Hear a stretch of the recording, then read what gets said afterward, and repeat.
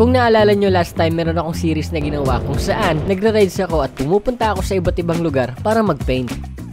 And if you remember guys, first episode na in-upload ko ay pumunta tayo sa Cabyang Tunnel at doon nag-paint tayo. Nakakatuwa lang kasi meron pa rin mga iilan na nakakakilala sa akin. Pwede mo pa picture? Opo!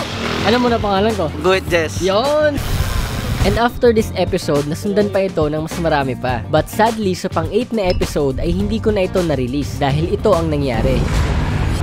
Not once, but twice. Naputol na talaga. Hayaan nyo na ikwento ko muna sa inyo ang buong pangyayari. 6 AM nung umalis ako dito sa amin. So going to Batangas ang biyahe ko ngayon. Pero di pa kalayuan dito sa Imus, Cavite nangyari ang unang trahedya. Kaya agad-agad bumaba ako para tignan kung anong nangyari. At eto na nga, naipit na yung kadena dito sa hub ng motor. Kaya hindi ko na ito matulak. At sa kasamaang palad, hindi rin ako nakadala ng tools. Pero buti na lang, merong mga tumulong sa akin na lokal dito. Kaya laking pasasalamat ko dito kila kuya dahil tinulungan nila ako para matanggal sa pagkaipit yung kadena. Eventually, nakahanap ako ng motor shop at naayos din ito.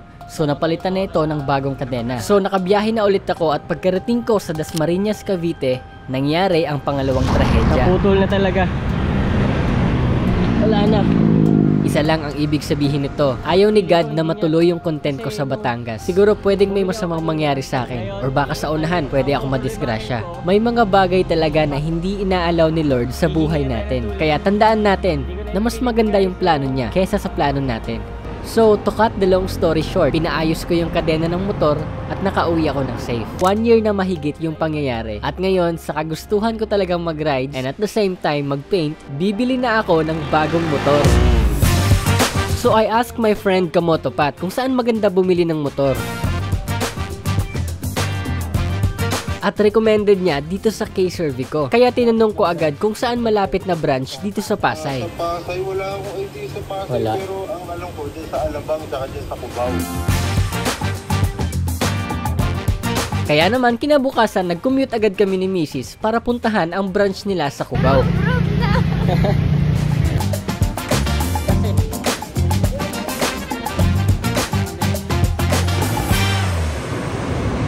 Dito tayo!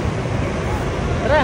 And guys, dito na tayo sa K-Servico. Okay, excited na ako guys. Gusto ko na makita yung sa loob guys. Yung mga big bike din pala sila dito. Hello po ma'am, good morning po. Welcome po sa K-Servico. So wala nang paligoy-ligoy pa. ADV 160 ang hinahanap ko. Pero syempre, hinayaan ko muna sila na i-tour nila ako dito sa loob. At para na rin makita ko yung mga ibang unit ng motor nila. At una-una napansin pagpasok ko guys, kahit saan ako lumingon, meron silang unit ng motor. At kung napansin nyo kanina guys, pagpasok ko, abot hanggang second floor yung mga unit ng motor nila. Grabe. Sobrang dami. At ang galing lang kasi hindi lang pala mga motor ang meron sila dito. Meron din silang mga furnitures and appliances. Ito na agad yun eh, ADV 160. So eto na guys, nasa harapan ko na ngayon ang ADV 160. Subukan na natin. Sakyan muna. Subukan sakyan kasi hindi pa natin nabayaran eh. No, try muna natin. For further information po, pwede natin tawagin sir yung dicer po ng Honda. Ay sige po ma'am, Sa mga oo. specs, mas Oo, para mas...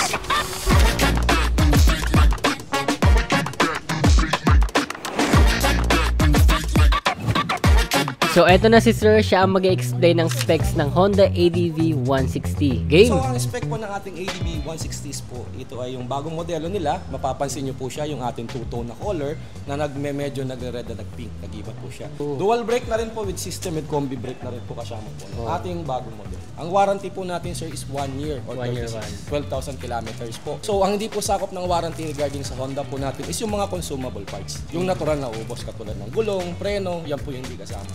Any modification po sir sa bike is magpagkakataon pong ma-void or yung iba naman po wala, basta wala pong kinalaman. For example, nagpalit ka kasi ng mga gold bolts, hindi naman po mawawala yung ating warranty sir. Regarding po sa extra modification katulad ng pagpalit ng pipe or pagkabit ng ilaw po na makaka-apekto po sa atin, possible po yan sir. So, ang ating pre-maintenance po is first 1,000 kilometers for 1 month. Sa scooter po natin makikita nyo base with free service coupon po na nakalagay po sa ating manual. Signal light natin po, left. Right, sir.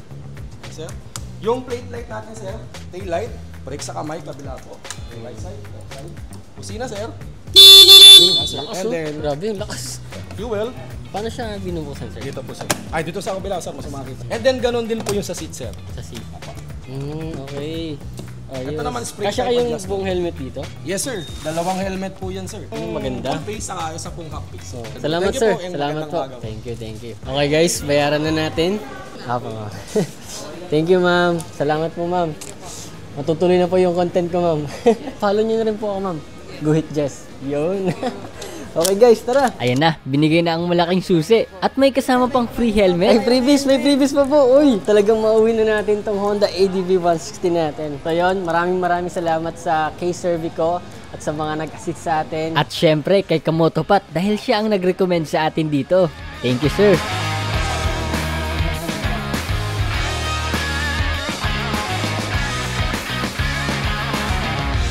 Now it's time to drive.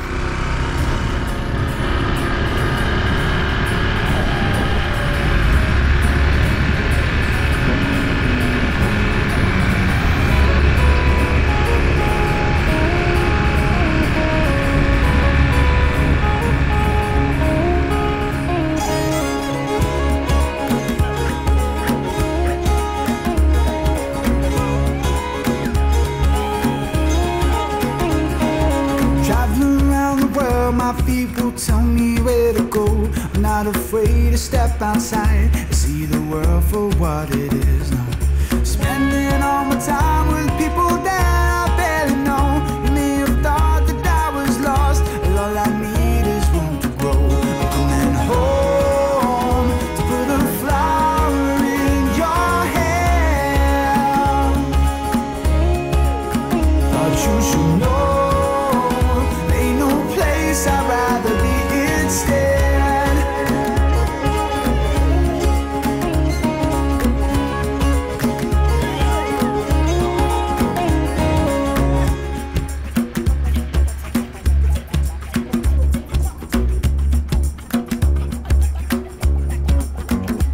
Sometimes I feel alone, you know it's me and my guitar. We're looking up at all them stars, singing where we supposed to go now.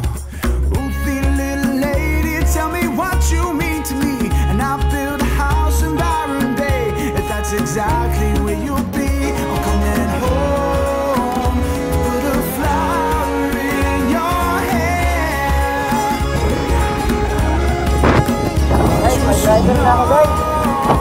Ain't no place I'd rather be instead. No.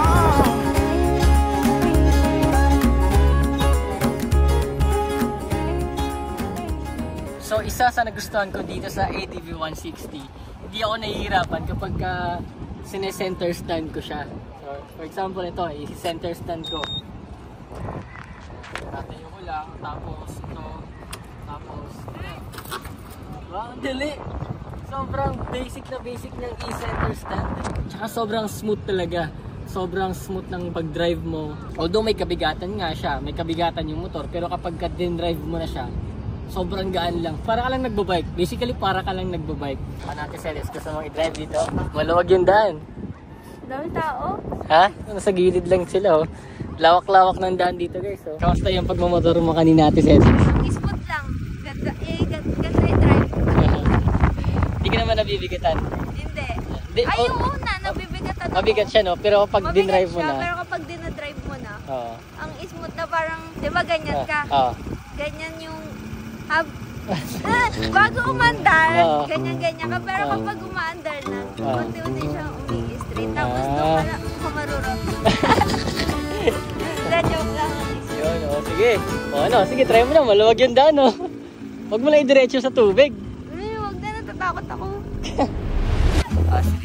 Out of nowhere guys, habang tinuturuan ko si Mrs. dito sa ADV, may biglang lumapit sa amin na instructor ng motor. Hello po, salamat po. Ano po yung advice nyo? Hindi siya nakahawak sa brake. Kaya you must always hand. Kasi ito automatic to.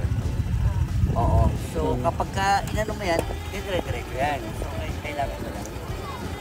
Okay, lagi kang hawak at saka maintain yung kasi pa-practice.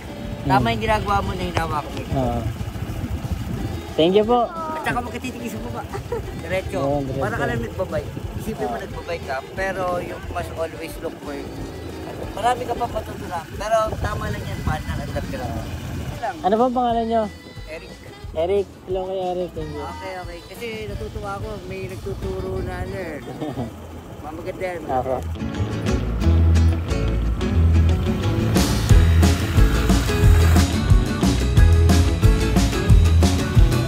Uy, kaya nag-trip ah.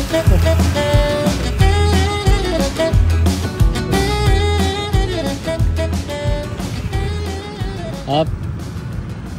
Okay na, marunong ka na. Marunong na ako mag-stop ng dahan-dahan. Oo, di ba?